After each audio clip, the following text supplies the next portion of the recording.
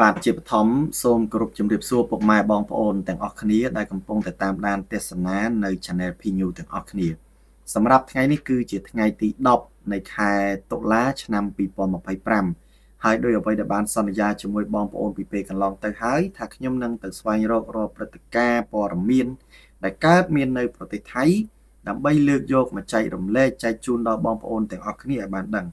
ให้มาตัวหนึ่งไงนี่ขยมก็ถือการอัปเดตปอรมีนกระไดแต่มาดองเปียปอนจมวยนังกลัวตักจำนวนได้กำปงแต่การเมียนในอาประเทศไทยนั้นนำใบเลือกโยกมาใจรำเล่ใจจูนดอบองพระโอนแต่งออกคณีบานดังมาตัวหนึ่งปีนี้กลัวมหันตรายได้กำปงแต่วีลกแต่การประเทศไทยนั้นคือทาย่างสำทักสำทอบแต่มาดองบองพระโอนเกิดมาดอเติมไงตีดอบนี่คาดมวยจำนวนในอาประเทศไทยคือบานจนเล็กสรกมวยจำนวนได้สลายจำการอบไอตาคือเตยบานโคยขาดแต่งสรงรวมแต่งสัพกรรมอาชีวกรรมเป็นนิจกรรมเซ็งๆนั้นคือเตยบานโคยขาดแต่งสรง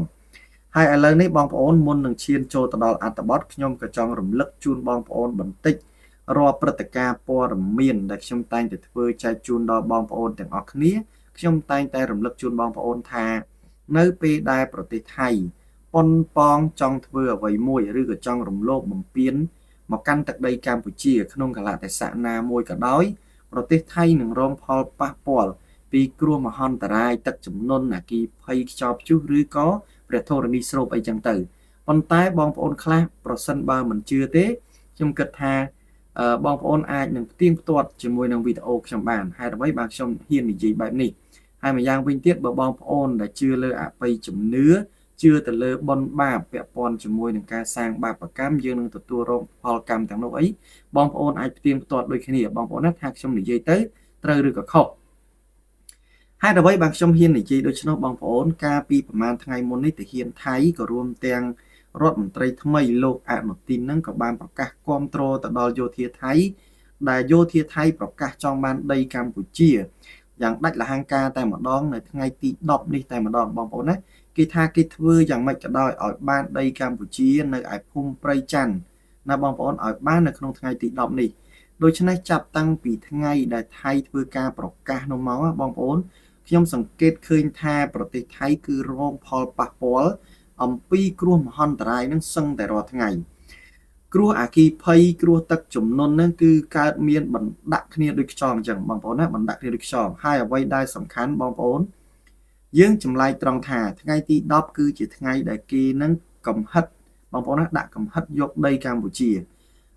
โดยชนะหายกลัวอากีภัยเนี่ยกับบ้านกำฮกบางปอนนะกีดักกำฮัดกลัวกีภัยนั่นก็สมทบกำฮกแต่กันประเทศไทยด้วยគ្នាได้บางปอนส่งเตรียมตรวจนะบางปอนส่งเตรียมตรวจกาปีมาซ้อมมันไงตีปรำบุญบองปอนชมรมลักจุนบองปอนทาครัวอากีภัยบางการเมียนในไอตีกรงบางเกาะใช้คอนโดอากีกับพวก30ปรำใบจวนใช้ในจวนตีดอกปรำมวยเพื่อเอารองระบบจำนวน10 ปีเนี้ยระบบสระใบเนี้ยให้ปรำบุญเนี้ยเทียนนั่นคือมันตอนดังปีสถานเพียรตีโดยสร้างแต่ฉลุกไซน์จรานปีให้ตุ่มรอมแต่เพื่อการดอกสลายบานน้องบองปอนคือจำนายปีเราโหตดอเชียงเหมยเมาหนึ่งจำนายปีเราโหตดอกันลักง่ายขนมการสังกรุบองปอนนะดอเนี่ยได้จบแกงในขนมอาเกียนุมาต้นในไงที่ปรำบุญนั่งดอกได้บองปอนนะเปหลังเงี้ยมันติดเปรัสเซียมันติดสลับแต่เมียนครัวตักจำนวนการเมียนในไอ้ไข่ปิชิดได้เพื่อเอาเล็กดอมันตีเป็ดวัดอารามเตียสมบัยนั่งดอยซาแต่ตักตนเลนานนั่งเมียนการการไหลโดยเฉพาะให้เพื่อเอาประชีพรอดในไอ้ไข่ปิชิดโนลิกหลงบองปอนนะโรงครัวมันแต่มันตอบมอกอลูกอาโนตินบ้านเจงสิกได้ทลายกามวยทาโลกนั่งตัวตัวเสน่ห์เกิดบางปอนนะในอาคารพิชิตในไงตีดอกในแต่มาดองดำใบช่วยสงครัวตดอกไข่พิชิตมันตอนบ้านผลมานพ้องบางปอนในไงตีดอกนี่ก็จับดาวเมียนครัวมหันตรายดอกงุนทงโงบันทายมวยเตี้ยเปียปอนจมวยหนึ่งค่ายอายุเสียบางปอนนะโดยเฉพาะหายลูกอาโนตินมันดังรถตะช่วยหรือรถตะสดามที่มาตัวหนึ่งปีนี่เบอร์เล็กกรุบอะไรบางปอนสถานភាពដល់បន្ទាន់មួយធ្វើឲ្យលោកអាណូទីននេះឈឺក្បាលគិតមិនចេញទេខេត្តអយុធ្យាកំពុងតែជួបបញ្ហាអំពីអាកាសធាតុក៏រួមទាំងភ្លៀងធ្លាក់បង្កខ្លាចជាទឹកជំនន់ណាបងប្អូនគម្រាមកំហែងទៅដល់ដំណើរការរស់នៅរបស់ប្រជាពលរដ្ឋនឹងពេញមួយខេត្តអយុធ្យានោះតែម្ដង ហើយរហូតមកដល់ថ្ងៃទី10ខែតុលាឆ្នាំ2025នេះបងប្អូនបើតាមការបកស្រាយអំពីការិយាល័យការពារគ្រោះមហន្តរាយនៃខេត្តអយុធ្យាគឺគេបានរាយការណ៍ថាមានរហូតដល់11ស្រុកនៅក្នុងខេត្តនេះណាបងប្អូនបានទទួលរងផលប៉ះពាល់ដោយសារតែគ្រោះទឹកជំនន់ហើយមានគ្រួសារដែលរងផលប៉ះពាល់ដោយផ្ទាល់តែម្ដងមានរហូតទៅដល់46,373គ្រួសារនិងមានអ្នកស្លាប់រហូតដល់8នាក់អូបងប្អូននេះជាទណ្ឌកម្មមួយយ៉ាងច្បាស់ក្រឡែតតែម្ដងចំពោះប្រទេសថៃឥឡូវនេះខ្ញុំនឹងទៅលម្អិតជូនបងប្អូនទៀតនៅក្នុងស្រុក11នោះគឺមានស្រុកមួយដែលរងគ្រោះខ្លាំងជាងគេគឺស្រុកបាងបាល់បងប្អូនណាបាងបាល់ដែលជាស្រុកដែលរងគ្រោះខ្លាំងជាងគេដោយមានឃុំនៅក្នុងស្រុកនោះចំនួន16ឃុំនិងមានភូមិចំនួន101ភូមិទាំងអស់នោះបានទទួលរងគ្រោះដោយគ្រួសារត្រូវបានរត់ចោលផ្ទះសម្បែងរហូតដល់6,200សូមអភ័យទោសបងប្អូន6,425គ្រួសារបើទោះបីជាកម្រិតទឹកជំនន់មកទល់នឹងពេលនេះស្រកបន្តិចបន្តួចក៏ដោយបងប្អូនក៏នៅតែមានជម្រៅចាប់ពី2ម៉ែត្រដល់3ម៉ែត្រដែលយើងមើលពីលើអាកាសទៅមកទល់នឹងពេលនេះសហគមន៍ភូមិរបស់គេនឹងបងប្អូនហាក់បីដូចជាដាច់ស្រយាលពីគ្នាដោយសារតែទឹកនឹងធ្វើការលាតសន្ធឹងគ្របដណ្ដប់នៅលើសហគមន៍និងភូមិនេះតែម្ដងនេះជាកម្រិតទឹកចំនួនមួយឬក៏ជាភូតហេតុមួយបងប្អូនដែលមិនគួរឲ្យជឿសោះ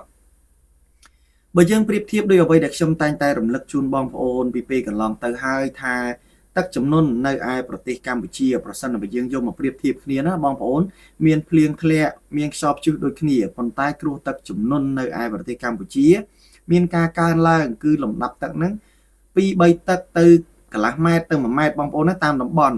ប៉ុន្តែប្រទេសថៃខុសគ្នាបងប្អូនប្រទេសថៃនៅពេលដែលកើតមានគ្រោះទឹកជំនន់ឬក៏ទឹកភ្លៀងហ្នឹងគឺទឹកចាប់ផ្ដើមធ្លាក់កំហុកមកកម្ពស់ទឹកហ្នឹងគឺចាប់ពី2ម៉ែត្រទៅ3ម៉ែត្រឡើងដល់4ម៉ែត្រក៏មានដែរដូច្នេះហើយបានធ្វើឲ្យការរងផលប៉ះពាល់ទៅដល់ប្រជាពលរដ្ឋថៃហ្នឹងគឺខ្លាំងក្លាណាស់បងប្អូនហើយដូច្នេះមកទល់នឹងពេលនេះក៏សូមរំលឹកជូនបងប្អូនដែរថាខ្ញុំមិនទាន់បានសេចក្តីរាយការណ៍ណាមួយឆ្លើយតបអំពីលោកអនុទានឬក៏លោកមេតុងទីននោះទេដោយសារតែថ្ងៃនេះលោកថាលោកទៅពិនិត្យទស្សនកិច្ចនៅឯស្រុកភីឈីតបងប្អូនណាខេត្តភីឈីតដើម្បី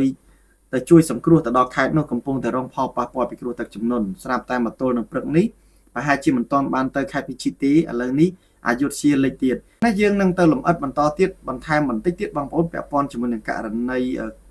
គ្រោះអាសន្ននៅឯខេត្តអយុធ្យានេះបន្តទៀត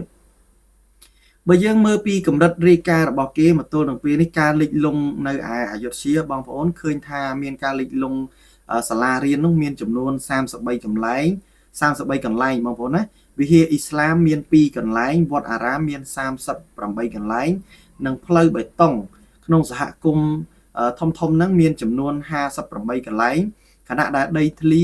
កសិកម្មបងប្អូនក៏រួមទាំងស្រែចម្ការហ្នឹងគឺខូចខាតរាប់សិបហិកតាតែម្ដងដែលទទួលរងផលប៉ះពាល់ហើយមកទល់នឹងពេលនេះស្ថានភាពបច្ចុប្បន្នយើងឃើញថាពាក់ព័ន្ធជាមួយនឹងទឹកជំនន់នេះគេមិនទាន់បានដោះស្រាយចេញទេបងប្អូនវិស័យឧស្សាហកម្មវិស័យកសិកម្មនេះកំពុងតែដុនដាបហើយផ្លូវជាតិណាបងប្អូនច្រើនមែនទែនកំពុងតែជួបបញ្ហាបាក់និងប្រេះហើយការអន្តរាគមន៍អំពីគណៈកម្មការជាតិដើម្បីចេញជូនដំណឹងហ្នឹងក៏ចាប់ផ្ដើមច្រើនដែរដើម្បីជូនដំណឹងទៅដល់ប្រជាពលរដ្ឋឲ្យមានការប្រុងប្រយ័ត្ននិងរកជំនួយជួយសង្គ្រោះទៅដល់ប្រជាពលរដ្ឋដែលស្ថិតនៅក្នុងស្ថានភាពដ៏លំបាកនេះបងប្អូនបើយើងគិតពីផលប៉ះពាល់ពីសេដ្ឋកិច្ចវិញមកទល់នឹងពេលនេះដំណាំស្រូវត្រូវខូចខាតចំនួន100000រ៉ាយបងប្អូនណាដំណាំស្រូវដែលបានខូចខាតនោះគេសរុបប្រហែលជា100000រ៉ាយហើយរោងចក្រឧស្សាហកម្មជាច្រើនត្រូវបានផ្អាកបណ្ដោះអាសន្ននិងបញ្ឈប់តែម្ដងហើយមកទល់នឹងពេលនេះគ្រោះអាសន្នដែលកើតមានបន្តបន្ទាប់នោះគឺពាក់ព័ន្ធជាមួយនឹងមណ្ឌលសង្គ្រោះនោះគឺត្រូវបានបង្កើតឡើងតូចដោយសារតែមណ្ឌលសង្គ្រោះធំត្រូវបានជន់លិចដូចជាយើងនិយាយបានថាដូចជាមណ្ឌលសុខភាពមន្ទីរពេទ្យបងឯកអីហ្នឹងនៅតាមភូមិឃុំស្រុកហ្នឹងគឺលិចលង់អស់ហើយបងប្អូនដូច្នេះហើយយើងចាំមើលថាតើនឹងទៅជាយ៉ាងណាទៀតបងប្អូនណាយ៉ាងណាទៀតចំពោះប្រទេសថៃហើយចំពោះពេលនេះដែរបងប្អូនវាជារឿងមួយដែលគួរឲ្យកត់សម្គាល់ដែរថាស្ថានភាពទឹកកំពុងតែកើតមានគ្រោះទឹកជំនន់ក៏កើតមាននោះ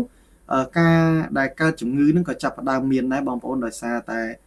ទឹកមានការកើនឡើងរោគគាជាធីរាតត្បាតហ្នឹងក៏ចាប់ផ្ដើមមានដែរដូចជារោគរាគពាក់ព័ន្ធជាមួយជំងឺគ្រុនចាញ់គ្រុនក្តៅហ្នឹងក៏កើតមានដែរនៅប្រទេសថៃបងប្អូនហើយឥឡូវនេះបងប្អូនអង្គការក្រៅរដ្ឋាភិបាលកំពុងតែស្នើសុំឲ្យអង្គការនានាជួយផ្ដល់ជំនួយសប្បុរសធម៌ជួយទៅដល់ប្រទេសថៃឥឡូវនេះកំពុងតែរងគ្រោះពីផលប៉ះពាល់គ្រោះទឹកជំនន់នេះគឺច្រើនខេត្តមែនទែនដូច្នេះហើយខ្ញុំសូមកាត់ជូនបងប្អូនដែរថាប្រហែលជារដ្ឋាភិបាលលែងមានលុយក្នុងការជួយដល់ប្រជាជនខ្លួនឯងដែលកំពុងតែលិចលង់នេះហើយដោយសារតែរដ្ឋាភិបាលរួមទាំងយោធាគឺបានដកលុយរដ្ឋជាច្រើនហ្នឹងយកមកទិញសំណាញ់លួសសំណាញ់ខ្មៅយកមកដាក់ជាប់នឹងរបង